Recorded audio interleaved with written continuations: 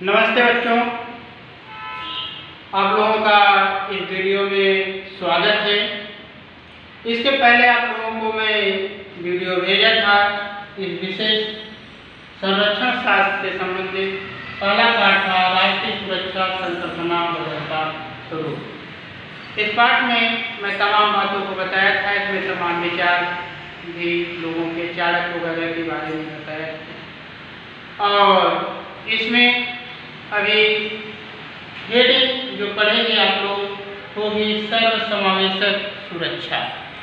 सर्व समावेशक सुरक्षा में 2 पॉइंट मैं आप लोगों को पहले ही बता दिया था, तीसरा और चौथा पॉइंट आज पढ़ेंगे।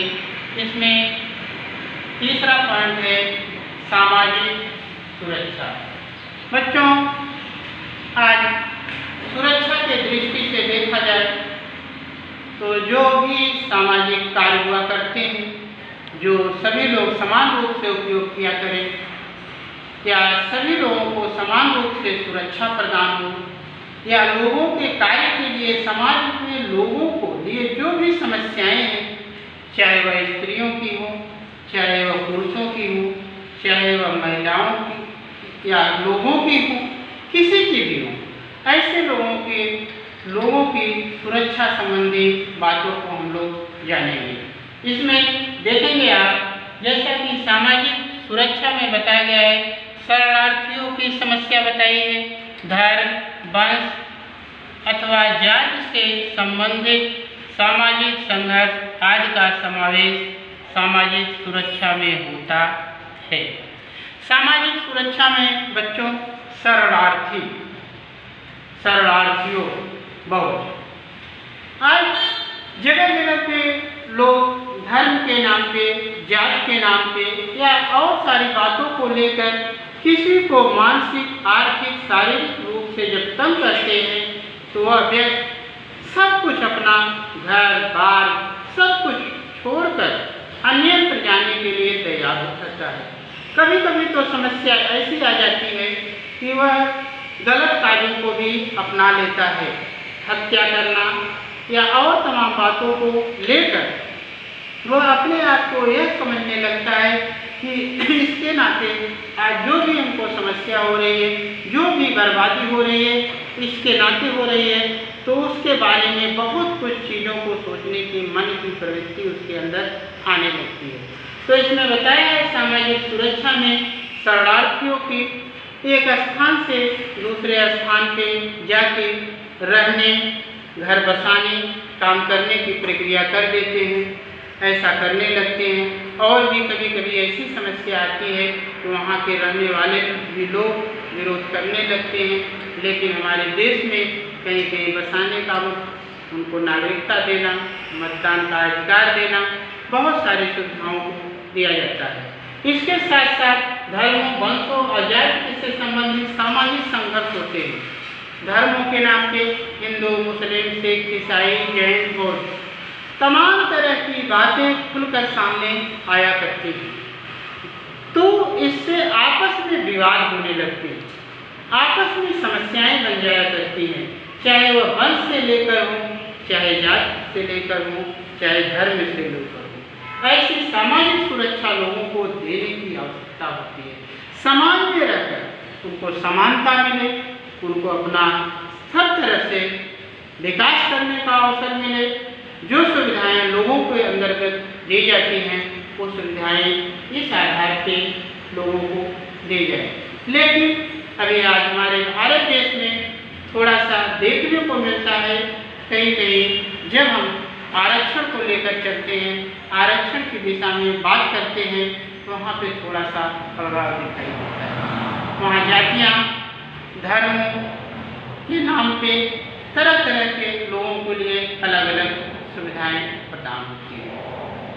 तो बच्चों, सामाजिक सुरक्षा में आप लोगों ने देखा शरणार्थियों की समस्या, धर्मों की, जातियों की, वंशों के बारे में बताया गया है। तीन के ऐसे लोगों के लिए सुरक्षा मिले, अपना विकास करने का अवसर मिले, अपना सब कार्यों को मतलब अग्रिम आगे की तरफ बढ़ने के लिए सारी सुविधाएं प्राप्त इसी तरह से आप लोगों की अगली हेडिंग है राजनीतिक सुरक्षा। इसमें विचारधारा अथवा धर्म पर आधारित राजनीतिक संघर्ष से उत्पन्न होने वाली समस्याओं पर विचार किया जाता है। राजनीतिक सुरक्षा, अभी राजनीतिक सुरक्षा में आप देखेंगे कि आज हमारे सदनों में या लोगों को, चाहे लोकसभा हो, चाहे विधानसभा हो, या ग्राम पंचायत हो, चाहे नगर परिषद हो, सभी लोगों को धर्मों के या और तरह तरह के आरक्षण की सुविधाएं दी जाती है, सुविधाएं दी जाती है। लेकिन इस पे आधारित इसने बताया है, इसमें विचारधारा व धर्म पर आधारित राजनीतिक संघर्ष से उत्पन्न होने वाली समस्याओं पर विचार किया जाता है। जैसे धर्म को लेकर, जात को लेकर, भाषा को लेकर तमाम प्रकार की राजनीतिक समस्याएं हुआ करती हैं। तो ऐसी समस्याओं का निराकरण करना, ऐसी समस्याओं को खत्म करना, समान प्रक्रिया को अपनाना, सरकार समान उद्देश्य को अपनाना, ऐसे उद्देश्यों को बताया गया है। इसमें तमाम लोग धर्मों के नाम पे जगह जगह लड़ाई झगड़े लड़ने लगते हैं। तो ऐसी प्रक्रिया में मानव द्वारा संघर्ष नहीं होना चाहिए। लोगों को राजनीतिक सुरक्षा प्राप्त होनी चाहिए। तो बच्चों, ये तो आप लोगों का रहा सर्व समावेशक सुरक्षा में। अब आप लोगों को अगली जो सुरक्षा हम लोग जानेंगे वो कौन सी सुरक्षा है? मानवीय सुरक्षा, मानने वाली सुरक्षा। बराबर। मानवीय सुरक्षा का तात्पर्य ये होता है, जैसे मानिए कि जो सुविधाएं प्रेजेंट टाइम में नहीं है, मानिए किसी व्यक्ति को किसी तरह का खतरा है या समस्या है, तो उस सुरक्षा को मानकर और प्रदान करना क्या होता है? मानवीय सुरक्षा। जैसे एग्जाम्पल के लिए अभी आज देखिए, हमारे देश की बॉलीवुड या फिल्म जगत में काम करने वाली कंगना रनौत भी, इनको खतरा समझ में आया थोड़ा सा, तो उनको तत्काल सुरक्षा दी गई। यह एक तरह से क्या हुआ? आपका मानवीय सुरक्षा हुआ। इसमें हम लोग आज सुरक्षा से संबंधित जिस संकल्पना का उपयोग किया जाता है उसे मानवीय सुरक्षा कहते हैं, जो निम्नवत है। आज सुरक्षा से संबंधित जो भी विचार बना, जैसे मैंने बताया पहले एग्जाम्पल के लिए मान लिया जाने वाला, जैसे मैंने बताया कि कंगना रनौत का नाम आप लोगों के सामने भी मैंने बताया। तो इस तरह से उपयोग में किए जाने वाले मानवीय सुरक्षा जो मान ली जाती है, लोगों को संकल्पना के उपयोग में लाकर ऐसे कार्यों को किया जाता है, ऐसी सुरक्षा जो है क्या होती है? मानवीय सुरक्षा होती है। इस मानवीय सुरक्षा में हम लोग कौन सा पहला हेडिंग पढ़ेंगे? वित्त सुरक्षा। वित्त माने बच्चों पैसे संबंधी। पैसे से अभी लोग कहते हैं वित्त समस्या है, तो भी पैसे संबंधी हो जाता है। कोई कहता है आर्थिक समस्या है, उससे भी संबंधित, पैसे से ही संबंधित होता है। तो वित्त सुरक्षा में लोगों को जीवन यापन करने के लिए सुनिश्चित रूप में न्यूनतम आय मिलनी चाहिए। वित्त सुरक्षा में बच्चों आय, लोगों को रोजगार, यह भारत सरकार द्वारा 2 रुपये किलो गेहूँ खरीद कर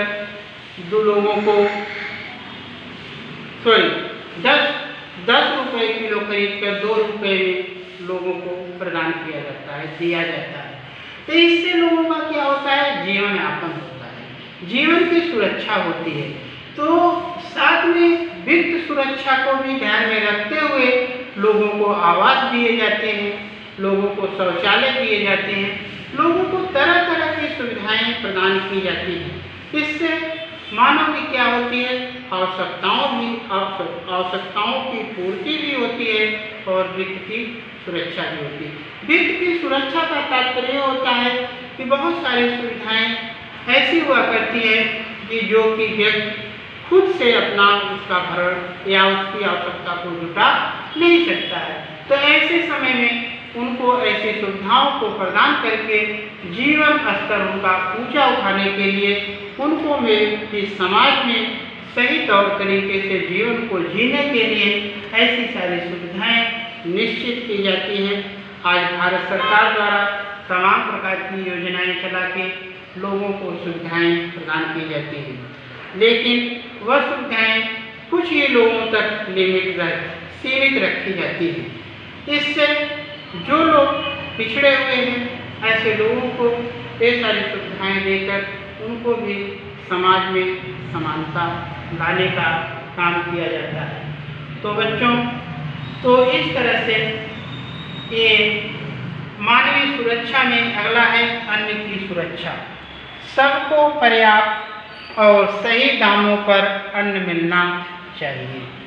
बच्चों, इसमें बताया गया है कि सबको पर्याप्त और सही दामों पर अन्न मिलना चाहिए।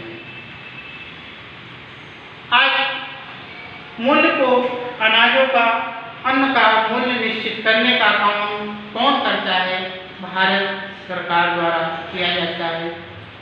और मूल्य में कभी कभी वृद्धि भी हो जाती है, चाहे वह अनाज हो, चाहे सब्जी हो, चाहे खाद्यान्न सामग्री हो, चाहे कोई भी चीज़ हो, लोगों को मूल्यों में धीरे धीरे वृद्धि हो जाती है। जब मांग उसकी अधिक बढ़ जाती है और उत्पादन कम रहता है तो मूल्य अपने आप मूल्यों में वृद्धि हो जाती है।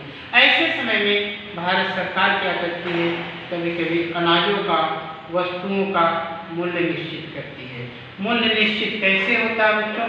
लागत और लाभ को जोड़कर वस्तुओं का मूल्य निश्चित किया जाता है। तो इसमें अन्न की सुरक्षा के साथ सबको पर्याप्त मात्रा में मिल सके। अभी कोई भी वस्तु है, आप अधिक से अधिक मात्रा में उसको खरीद कर संग्रह नहीं कर सकते हैं। क्यों? क्योंकि जब आप खरीद कर वस्तु को एक ही व्यक्ति सारे वस्तुओं का जब भंडारण कर लेगा तो उसको मूल्य में वृद्धि हो जाएगी, तो वह वस्तु सबको मिल नहीं पाएगी। तो ऐसे समय में तो सरकार इस पर ध्यान देती है कि सभी वस्तुओं की पूर्ति करने के लिए, सभी वस्तुओं को लोगों तक पहुंचाने के लिए उसका संरक्षण करती है, उसकी सुरक्षा करती है, उसके मूल्य को निश्चित करती है और लोगों तक पहुंचाने का काम करती है। यहाँ तक कि भारत सरकार द्वारा इसको खरीद कर घरों को बनाकर चीज़ों का संरक्षण करना, अनाजों का या और चीज़ों का संरक्षण करना कि कभी आपातकाल स्थिति ऐसी आती है कि जब उत्पादन नहीं हो पाता है तो उस समय भी मानव की आवश्यकताओं की पूर्ति हो सके। ऐसे समय में सुरक्षा की हुई वस्तुएं, रखी हुई वस्तुएं मानव के काम में आती हैं। तो ऐसे प्रक्रिया में हमको वस्तुओं का संग्रह या बचत करने की आवश्यकता होती है, लेकिन जो नियम है, जो कायदे हैं, उसके अनुसार हमको कार्यों को करना पड़ता है। तो बच्चों, हमारे ख्याल से आप लोगों को मैं जो भी बताया, सर्वसमावेशक सुरक्षा के बारे में बताया, सामाजिक सुरक्षा उसका तीसरा भाग राजनीतिक सुरक्षा बताया, तो इसके बारे में समझ में आया होगा। आप लोगों को मानवीय सुरक्षा के बारे में बताया, मानवीय सुरक्षा में वित्त सुरक्षा, अन्न सुरक्षा के बारे में भी जानकारी दी। तो जितनी भी बातों को हमने आप लोगों को बताया है, हमारे ख्याल से आप लोगों को बातें ध्यान में आई होंगी, या किसी प्रकार की समस्या आपको समझ में आती है कि समझ में ऐसी चीज़ नहीं आई है, उसके बारे में पूछिएगा, जानिएगा।